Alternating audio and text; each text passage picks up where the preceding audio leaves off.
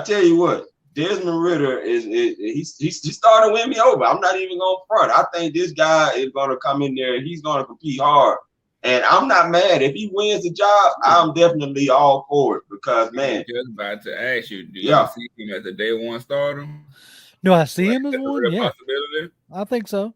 Because at the end of the day, like if when we actually get to camp, and if he's on par or close to Mariota, tie goes to the rookie. You know, you might as well. You might as well start him. Let him see what you got. You need to know in this rookie if you've got something that you can build with. Because if not, you got to figure out if you're going to be in the Bryce Young, C.J. Stroud, Will Levis, the Soljiak or whatever his name is out of Boston College. Like, you got to know if you're going to be in the QB race again next year. And the sooner that you can figure that part out, the better off you are, in my opinion.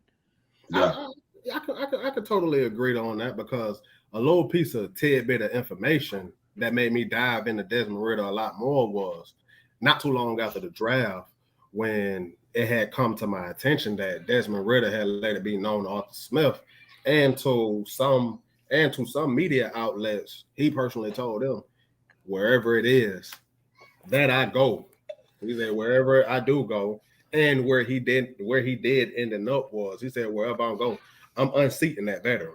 Oh yeah. He's got the right mentality. He's got what you like from the neck up, he's got what you want. Yeah. He's got a good football IQ. He's got the determination, the drive, the tenacity. Now you have to see, can he fix the inconsistencies in his passing? Yeah. And I think he will. I think he can. Yeah. Especially given in Cincinnati, he had Alec Pierce, and that was about it. Alec Pierce and Jerome Ford on the offensive side as far as weapons went. Yeah. And, so now you come in here to Atlanta where you have, Kyle Pitts, you have, Drake London, you got hopefully, a full season of Auden Tate, so now you have Brian Edwards that we just, traded for from the Raiders. So you have hopefully a better receiving core than what you had in Cincinnati. Yeah. And hopefully you have a better offensive line. That remains to be seen. But but needless to say, you hope that there's that improvement there from the cast around him. I mean, don't discount the fact that he drug a Cincinnati team to the playoffs, the first non-Power 5 school. Now, don't get me wrong; they had a good defense. Sauce Gardner, Kobe Bryant, Majay Sanders, Darren Beavers, like those guys got drafted too for good reason. But a lot of those games were won with Ridder's heroics of scrambling around, making plays, coming from behind, that kind of stuff. The things that are the intangible stuff that you want for your quarterback to have gone through. Yeah, I'm telling you, man, one of the things that I remember Marcus said in his interview is that he doesn't leadership as far as being vocal has not been a strength of his.